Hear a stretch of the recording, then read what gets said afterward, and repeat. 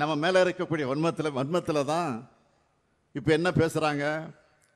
அதிலும் குறிப்பாக மாண்புமிகு பிரதமர் மோடி அவர்களே போய் பீகார் மாநிலத்தில் போய் என்ன பேசியிருக்கிறார். தான் எல்லாருக்குமான பிரதமராக விளங்கி கொண்டிருக்கக்கூடியவர் மோடி அவர்கள்.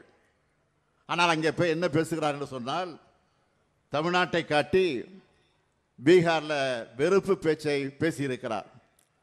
வந்தாரை வாழ வைக்கக்கூடிய தமிழ்நாட்டை எல்லோருடனும் சகோதரத்துடனும் பழகக்கூடிய நன்மை பற்றி இந்த மண்ணில் வாழக்கூடிய எல்லாருக்கும் நல்லா தெரியும். கடந்த 1ஆம் தேதி வெளியாகி இருக்கக்கூடிய தினத்தந்தி நாளிதழ்கள் கூட பீகார் மாநிலத்தைச் சேர்ந்த மக்கள் அழைத்திருக்கக்கூடிய பேட்டியை நீங்கள்லாம் பார்த்துருப்பீங்க. அதெல்லாம் பார்க்கும்போது எனக்கே பெருமையாக இருக்கிறது.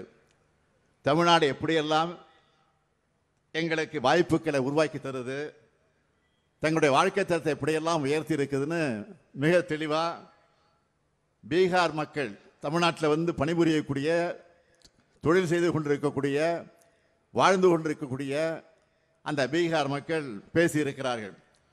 ஆனால் மாண்புமிகு பிரதமர் அவர்கள் பீகாரில் வாக்கரசியலுக்காக அங்கே போய் நாடகத்தை நடத்தியிருக்கிறார். நான் கேட்கிறேன், மாண்புமிகு பிரதமர் மோடி அவர்கள் பீகாரில் பேசின அதே கருத்தை இந்த தமிழ்நாட்டில் வந்து பேச முடியுமா? பேசுவாரா? பேசுவதற்குரிய தைரியம் இருக்கிறதா என்ற கேள்வியைத்தான் நான் கேட்க விரும்புகிறேன்.